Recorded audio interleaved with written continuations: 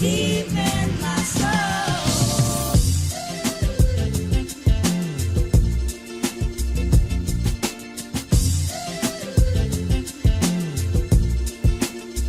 Hello, welcome to a new series of Strong Love Speaks, the podcast.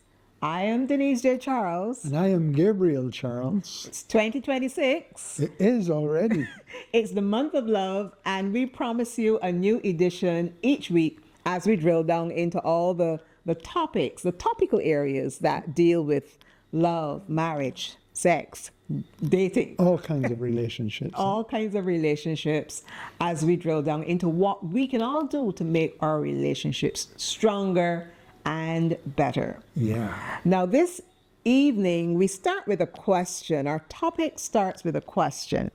And that question is, why do I feel like my spouse and I are just roommates? And what should I do about it? Why do I feel like my spouse and I are just roommates? And what should I do about it? Very interesting topic it is. Yes, and I'm sure for those of you who follow us, and let me just put a pin here.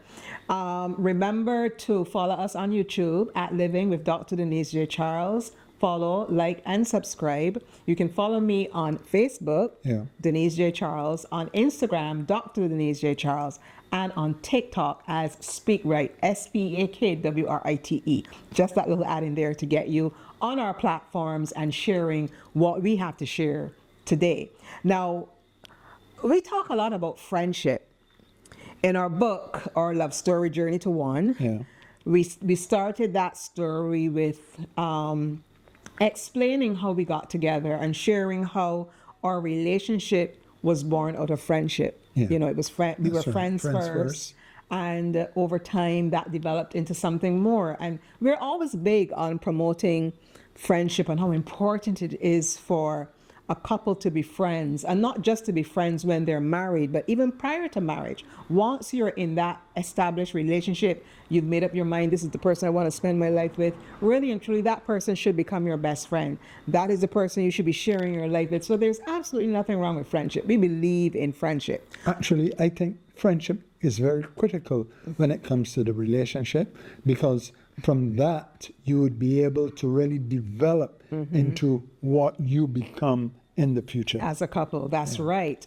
But so when we say, when we ask this question, why do I feel like my spouse and I are just roommates, you know, and what should I do about it? I'm thinking of friendship in a little different way.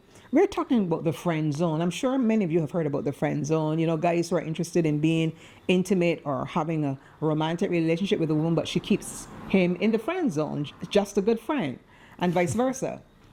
But in a marriage now, where you have come together because you've been in love, you know, you are in love, you vowed to be together, you love each other, you're committed, etc. What can happen in that relationship to cause it to degenerate, where we're not saying the friendship is not important, but where all that seems to characterize the relationship is just like that roommate type of friendship, you know, that kind of bland friendship. There doesn't seem to be, the romance seems to be missing, the romance seems to be gone, the intimacy seems to be gone, the passion seems to be gone. We want to explore this evening. We want to look at the whole friend zone, why it happens. I think it happens for a number of reasons. There's a part of it I think that perhaps is normal and natural in a relationship. We're not unrealistic. We know that relationships will not stay the same.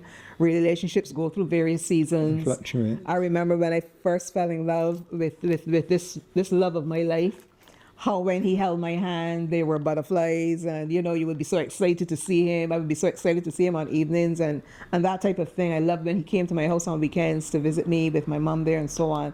You know, I looked forward to those special moments. So that idea of having a special quality, a special romantic quality in the relationship, it does diminish with time, because, you know, that's just a part of the journey of love and the journey of a marriage. But what happens when your relationship gets to that point where it seems to be missing? That romance is missing, that sense of intimacy, of passion, of specialness, that is missing, and all you're left with is a kind of bland roommate type of relationship. And I'm going to suggest that there are many things that can happen in a relationship to cause it to be that way. right? And I think in unpacking this, we have to look at what causes that quality to seep into a relationship, understanding it, understanding when it's okay and when it's not okay. So you're acknowledging that there are going to be different seasons in your life and in your lives as a couple, and things are going to change from time to time. Yeah. And there's a certain level of acceptance that we should bring to that. But then on the other end, we're also going to explore when it goes off, when that roommateness and that Creeps in. yeah, when it creeps into the stage where it begins to be debilitating to the relationship, where it begins to impact the health and the life of a relationship, and then what can we do about it? I think the mere fact that as friends we develop good communication, that when we get into the relationship, that after we've vowed to each other that we are going to be spending time with each other for life, and we find that the communication starts to break down, then I think the roommate tendency would creep in. Yeah, that's one of the avenues. That's one of the areas, one of the doors, Yes. a breakdown in communication, in meaningful communication. Yeah, yeah. Because actually, Gabriel, in my reading and so on, I found that the roommate type friend zone type marriage is one where communication is routinized. Yeah. That is, you only communicate about routine things. But routine things, you- that's where I was going, yeah. Yeah, you communicate about who's going to take out the trash today, Yeah, or the who's bills. going to pay the bills, or Yeah. who's going to pick up this from the store, who's Yes. going to pick up that from the supermarket, Yeah. who's going to take The kids here. the children here, Yeah. there, who's going to pick up from Yeah, school. that's right. And these things are necessary. We've lived through them. Yeah, We're yeah. mature now, but we've lived through them. We have our adult sons, but we had them as small children. So we've been Yes. through all the routines, and we understand that the routines are a part of life. They're a part of marriage. But when your relationship begins to degenerate, and that is all that you have, That's it. you That's don't it. spend time talking about anything else but the routine stuff. Yeah. Who's going to pay the bills, and so on. Or who's going to pick up this from the supermarket? Who's going to buy the bread? Those kinds of routine things that are a part of married Mm-hmm. life. When that is all that there is, then you know that there's some sort of trouble Yeah, brewing. the empathy that we had for each other at marriage, that seems to have dissipated, right? So as a result, now there is no more empathy, but rather you have to do this. Don't forget you have to do that. Yeah. So and there is a blaming game because you didn't do this. That's why this is happening. And eventually you start to get, the roommate syndrome really kicking in. And impacting the relationship. yeah. Now, just to give you a definition, a friend zone marriage is where companionship replaces intimacy, romance, and the unique flavors which distinguish marriage from other types of friendships or other types of relationships. I'm going to read that again. A friend zone marriage, I wrote this down today after doing some reading, is one where companionship replaces intimacy, romance, and the unique flavors which distinguish marriage from other types of relationships. So we know that companionship is a necessary part of marriage, yes. but we don't want companionship to replace passion. We don't want routinized communication to replace deep talking Yeah. and deep conversations that should exist between husbands and wives. So as Gabriel is saying just now, because you get kind of bogged down into this type of relationship where all you're dealing with is the routine stuff, Yeah. then that begins to impact what should be the intimacy of your relationship, Essence. a different type of relationship, because you have friends that you talk about these kinds of things too, about routine stuff. So when it comes to your marriage now, there has to be something that is distinct, that distinguishes this relationship from all others. So, but we'll be right back as we drill down more into looking at this topic of the roommate marriage.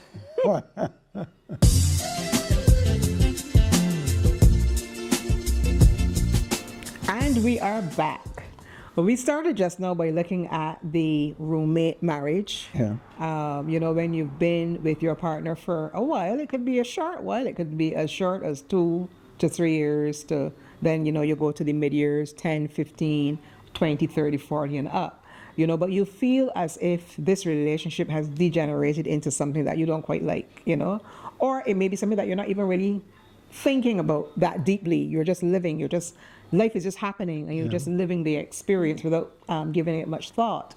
But if you're looking at this as a problem that could creep into a relationship, we need to dissect it some more, right, Gabriel? Yeah, definitely. So what are some of the things that can actually cause a relationship to move into the friend zone space, where it begins to just feel like a normal type of friendship with the absence of the kind of intimacy and romance and passion that should characterize marriage? And we think of the changes in the seasons of marriage. Yeah. And one of the primary ones that we're going to talk about first is having children. Wow. Because we know that having children is a big part of marriage. A lot of people get married because they want stability, they want family, they want children, and there's absolutely nothing wrong with that. It's beautiful. We wanted 7, right to 5, ended up with 3. I wish to this day that I had more, but having children, wanting to have your seed continue. That's right. In the case of men, wanting to leave a legacy Most on the earth, definitely. as women as well. It's an important part of marriage, but it changes so much. And I think we touched on this a little bit in one of our previous podcasts in season 1, where my husband shared a bit about how he felt when we had our first son. Yeah. A little jealousy he felt there. Yeah, that's right. When the baby was nursing and so Because on. she put all the affection on him and left me out in the cold. That's how he felt. That's not what happened. That's how he felt. But that's how men can feel. A man can feel neglected, and you might think, oh, that's being a little bit selfish, but I understand that it can happen. And that's a conversation that should actually should happen. take We place. didn't Yeah. have that conversation in terms of how he felt, feeling neglected, so that I could have reassured him, at that time. But there are other ways in which having a child impacts the relationship. Obviously, the child is small and defenseless at first. He's a newborn, demanding a lot of the mother's time. If the mother is nursing the baby and having to get up, both of you, to take care of the baby, it's going to impact your intimacy. It's going to impact your ability to connect, because you have to spend so much time. And that is to be understood, because the child needs both of you. Yes. Right? That cannot be, you can't neglect that. You can't neglect the child. Right. Life cannot happen without the child that has come Being into the taken world. care of. That's right. And as that child grows older, you're going to have to take care of him or her, take them to school, pay for their fees, if different little things that they may be involved in. And that child becomes very demanding. Having a child and then having other children, it can become demanding on the marriage. So this is one of the reasons why you can begin to feel disconnected. And I don't want to look at the remedies yet. I just want to spill out all the different things that could happen. We could have a change in Change of jobs. job.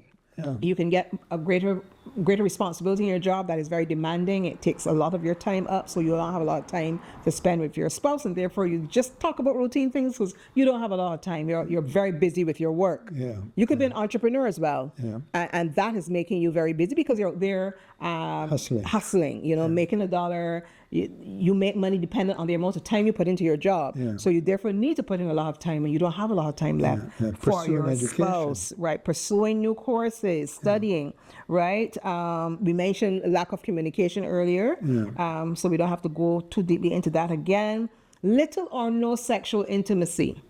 Now, little or no sexual intimacy is usually connected to other things. So it could be connected to the presence of the child. It could be connected to the studies because you're very tired. The job. It could be connected to the job.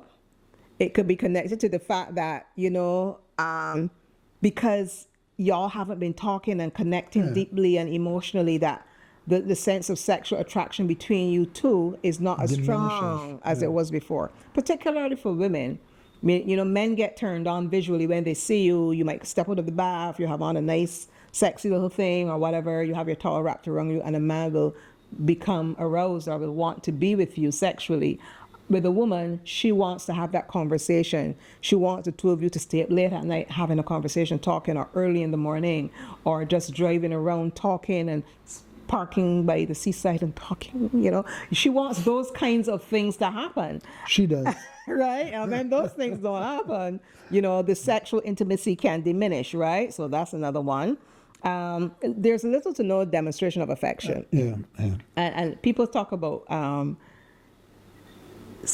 affection that is not sexually motivated. So you're not hugging her or touching her for anything, or she's not hugging you or touching you for any particular reason. Even though a lot of women think that from the time the man starts to touch and so on, That there's an ulterior motive. He's heading. Right. No, Yeah. it doesn't always work that way. So he Yeah. says. So as husbands and wives, we should be able to hug each other, kiss each other, touch each other, and people say in non-sexual ways. I have a different view of that because I think that we limit sex to only, actual penetrative sex. yeah, But the I bedroom, think that all of this is a part of your sexual relationship. Being able to hug, being able to kiss each other. If you go through the door on mornings and you kiss me, or, we kiss each other when we see each other on evenings. Playful sex. That is a part of the sexuality of the relationship without having sex directly. Anyhow, that's another discussion for another time. But these types of activities are things that can become missing in the relationship. And as a result, the relationship feels as if it is just in the friend zone space, right? Caring for our aging parents. Our parents may be aging and they need a lot more of our time and attention, or some other close relative that we may have to take care of as husbands and wives, and that can also impact the intimacy in the relationship because you have less time to connect, because you now have to spend additional time maybe going to your mother's house, your father's house, or your granny's house, or some other elderly relative who is in need of your assistance at that time. And that's all a part of family life. That's all a part of the village experience in terms of family and community. And so that may be something that could impact your marriage as well.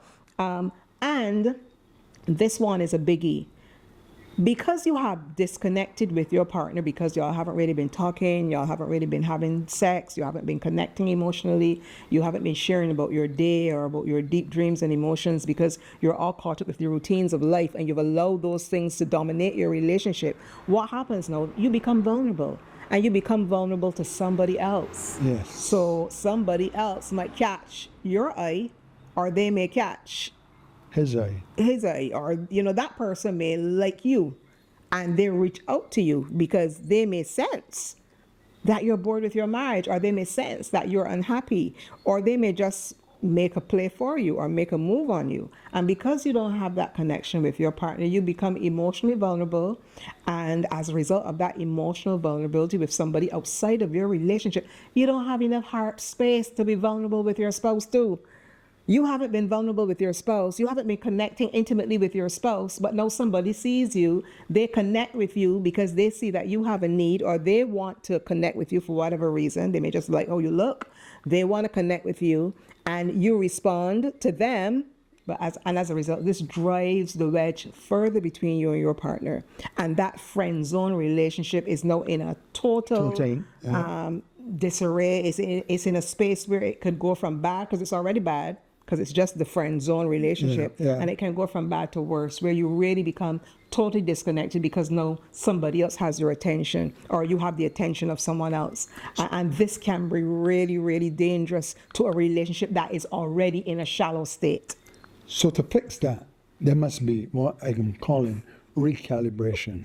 Yes, that's a big word. We can recalibrate our marriages. We can recalibrate our relationships when we see that those relationships are in this space, this friend zone space. And I think there is a part of it, as I was saying, that is normal. There is a part of it that we can expect because of life and how life changes that happen, having children, having aging parents, sometimes falling ill. Things can happen to change the texture of your relationship. It is not a straight road. Right. The twists and turns that we must be aware of. So we don't want to be misunderstood. We know that life changes will happen.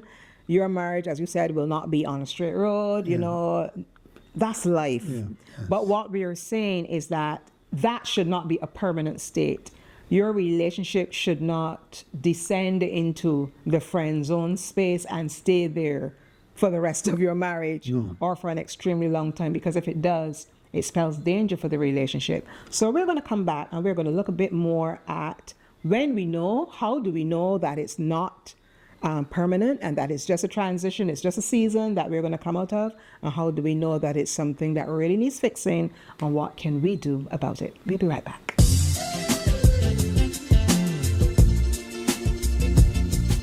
And we are back. We are looking at the question of the friend zone space in a marriage and what we can do about it. So we've been dissecting it, trying to explain it, trying to understand why it happens, how it happens. And as we said earlier, there is an element of normalcy in it because relationships will change. Relationships do go through various stages. And I think we don't need to be afraid of every time we sense a change in a marriage or in a relationship, or we feel it's in a bit of the doldrums. I think there's a bit of this that it is normal. And I think when we know that it's not really a threat is when, if either of the couple bring it up, it's not met with defensiveness. Yeah. It's not met with anger, you know. Right. So if I say to you, Gabriel, you know, I really don't like how things have been going for the past month. It feels as if we haven't really been connecting. We haven't really gone anywhere, done anything special. I feel a bit off. And you say to me, well, Denise, you know, you're right. Yeah. So let's go Friday night. Let's do something special. That's right. Or you buy me flowers, or, you know, you bring me something unexpected, you know. Yeah. You spend some money on me, you know, something like that. And just kidding, you know, you know, but you do something special to counteract that feeling that I expressed to you. Yeah. And you could do it as well. You could tell me. Yeah. Because sometimes individuals don't really see the same way. Mm-hmm.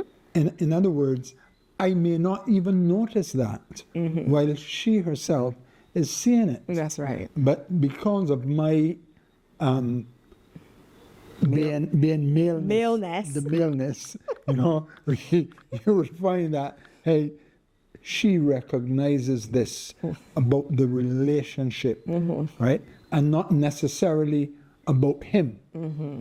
Yeah. I love that. Yeah. It's not a judgment on you. It's not a judgment. But right? it's an observation about the relationship. About the relationship. I love that. Hence, we need to bounce this on each other and look at it critically, and at the same time, bring a solution to resolve that. Right, but before we get into the solutions, what I'm saying is that when the response is like that, and we begin to see where each other is coming from, that suggests to me that friend zone space, or that space of you kind of feel that your marriage is in the doldrums, or it's just normal. That is not permanent. No. So it is something that both of you recognize and you admit, and you are both responsible, and you both want to fix it or address the issue. I think on the converse of that, when we know that it is a problem, then it is as if there is an ongoing lack of communication. There's a complete lack of misunderstanding. You know, there's a complete tone of misunderstanding in the relationship.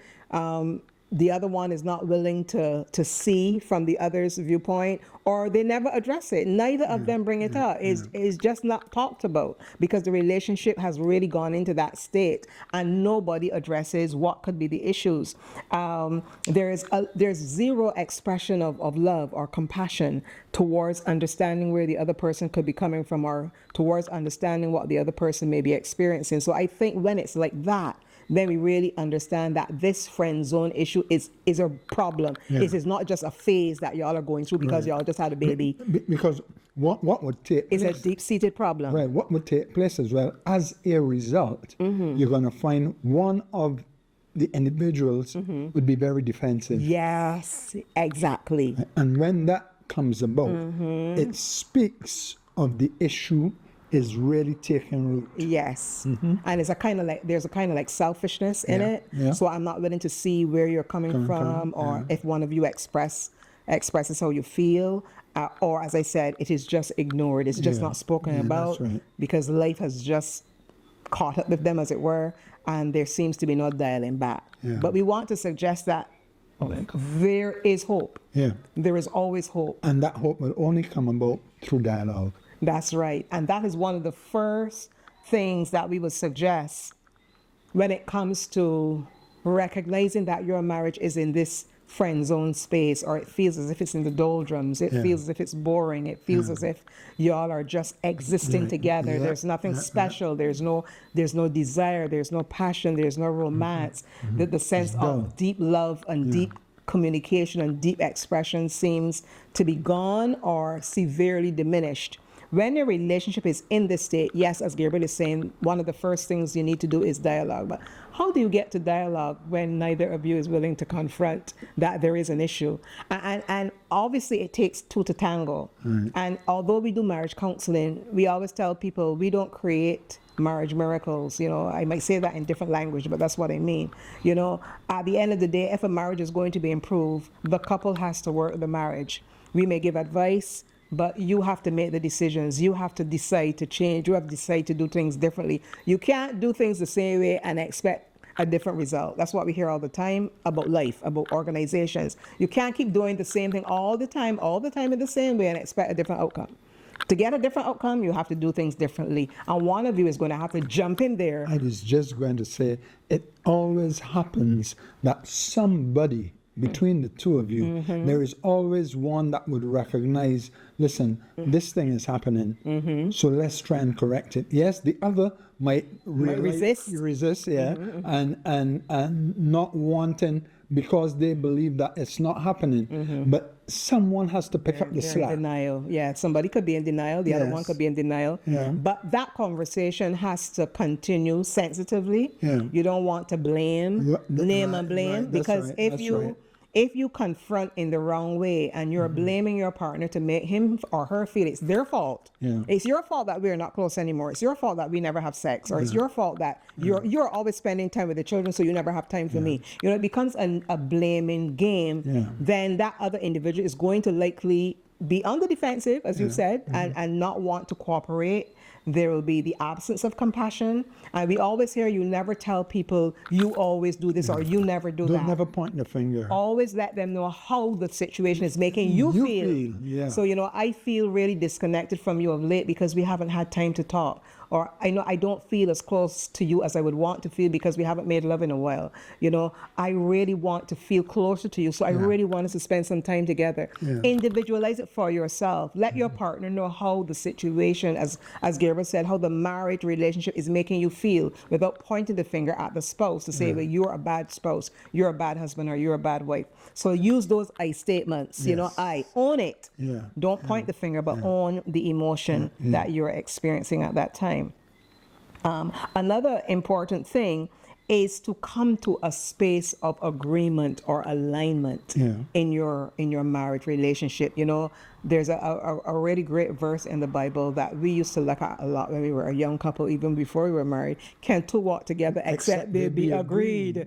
You know, can two walk together except they be agreed? And a marriage is about two people with God, under God, walking together. And there must be agreement. There must be alignment. What are the things that are important to the two of you? Reconnect. Why did we get together in the first place? What drew us together? What did I first love about you? You know, what is it that made me feel attracted to you, or made me want to spend my life with you, or made me say yes when you asked me to marry you? And when those things happen in the mind and it is spoken out, it is voiced to each other, then you understand that when you started, you would go back to the blueprint. That's right. That says, for this cause shall a man leave his father and mother and cleave to his wife, and the two shall be one.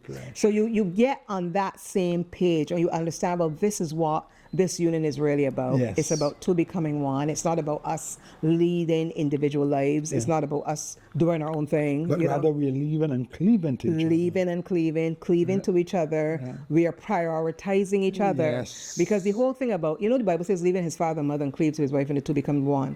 That leaving, I think, is an ongoing thing in marriage, where you leave and cleave. You leave and cleave. You may have to leave a difficult situation. You may have to leave certain friendships that may impact the marriage. And that leaving and cleaving isn't something that's episodic. It isn't something that just happens during the wedding ceremony or at the beginning of the start of the marriage. I think it is an ongoing thing, where at the various points in your relationship, through the years, through that journey, you're going to have to leave and cleave. You're going to have to leave certain things that are detrimental to your relationship, whether they be people, whether they be situations, whether they be jobs. You know, there are going to be things that you're going to have to leave in order that you may cleave. It's amazing that you put it that way. I guess there are persons that don't see it that way. When they hear leave and cleave, they just see it as the wedding vow is being you've left your transmitted. parents' house Right, and right, you're yeah, that's setting it. up somewhere else. Right, But no, it's a mindset. Right. It's an ongoing thing, Yeah, it's a which is mindset. very important, you know, Yeah. for the relationship. Yeah. Right, in that,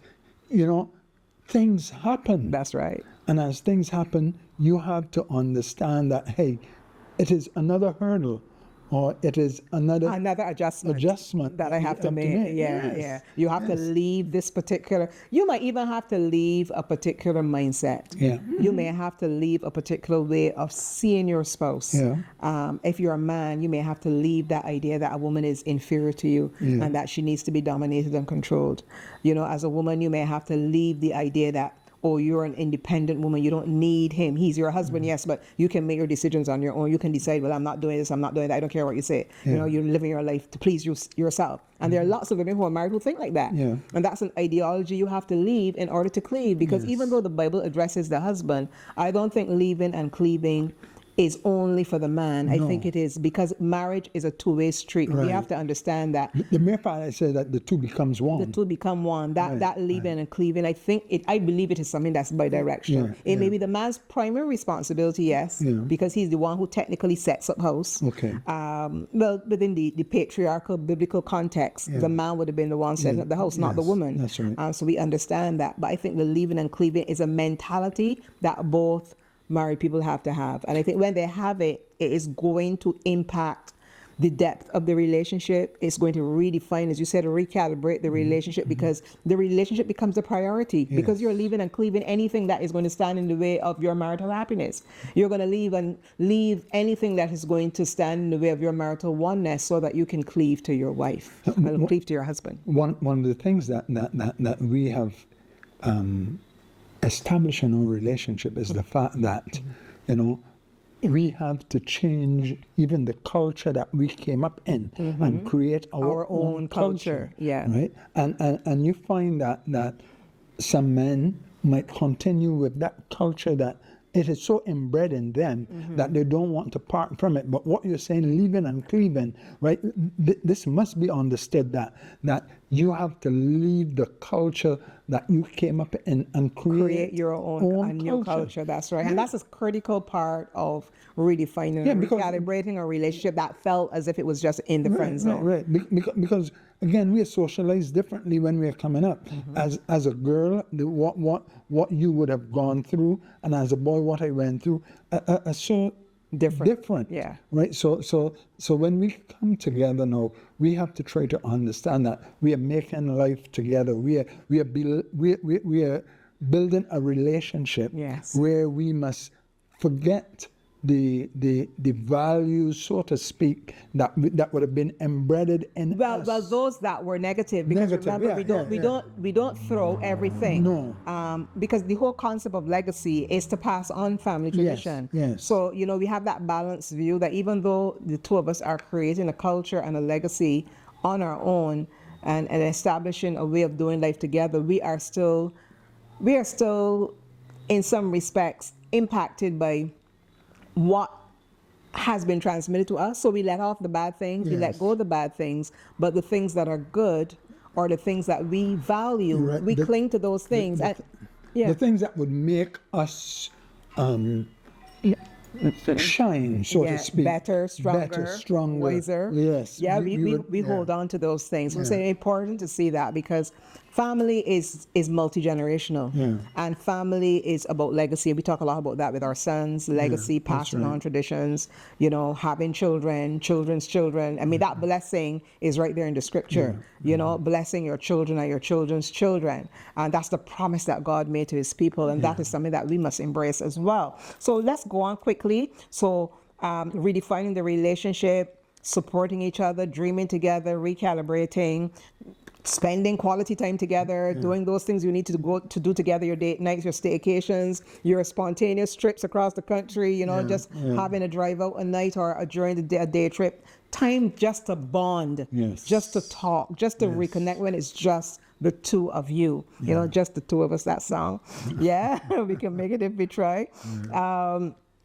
choose each other first. And I think that's a part of the living and That's very cleaving. important. Make each other a priority. So even though, yes, you do have children and your children are very important, and there are times in their lives when they are solely dependent on the two of you or on the mother for feeding and dad for certain things, that is understood. But that does not mean you don't choose each other in your emotions. Yes. And I know this is very difficult for a lot of people to understand. It doesn't mean that you don't love it. Your children are special to you. They're God's gift to you. And I always tell people love is not a competition. So I don't have to say, oh, I love my husband more than I love my children. I don't speak of love in those terms. I love my children. I love my husband. The love, I love my mother, I love my father. There are different types of love and there are different seasons in which love is expressed in various ways. But choose each other in terms of prioritizing, spending that quality time together that you need to in order to reconnect. Be intentional about meeting each other's needs. Understanding your love language, you understanding mine, understanding how I love to be loved. And doing the things that would make me feel loved. That's a part of reconnecting and getting that relationship out of the doldrums, getting it out of the friend zone space where you are loving your wife or loving your husband the way in which he or she wants to feel loved. That might mean beefing up your sexual relationship. It may mean spending quality time speaking to her a lot, having those deep late night or early morning conversations where she feels as if, yeah, I'm really inside my husband's brain. I'm really inside his soul. I can get a peep of what he's like, of what he feels, what he's passionate about. You know, he's not foreign to me. He's not distant from me. He's exposed. He's vulnerable. And I feel so close to him. I just love him. I just want to be with him physically, emotionally, and every other Lee. You know, So, it's important to have those kinds of experiences. It's very important to knit you back together. It's important to be affectionate, even when she doesn't think that, hey, he's going to be doing this. Yes, that something is going to come out of it. Something is going to come out of it. And I think God has worked it out that way between us. He's the word is interwoven us together in such a way that sometimes we even think alike. That's right. That happens to us so many times. We speak the same word. We are having a conversation, we're driving in the car, our heads are straight ahead. He's driving, I am looking ahead. We're having a conversation and we say the exact word or practically the exact sentence at the very same time. I mean, that happens to us so much. So much. Yeah. We're in each other's thoughts. We're in each other's minds. I am my own person. I have my own priorities in terms of the things I really love to do. My husband has his own. He's a sports fanatic. He'll be up watching tennis late and up watching basketball. I will not be up watching any of those things. If I'm up watching anything, it will be a period drama, or I'll be listening to a podcast or listening to worship music or listening to something inspirational to help me or reading something, so we are different. We have those individual preferences and that's fine, but we also have those moments where we come together. He will listen to a poem that I've just written. If I write a new poem, I have to run it by my husband first. He's going to be the first to hear it. And he's going to be the first to tell me, Denise, that's really good. And so that's really, really connecting at a spiritual and emotional level.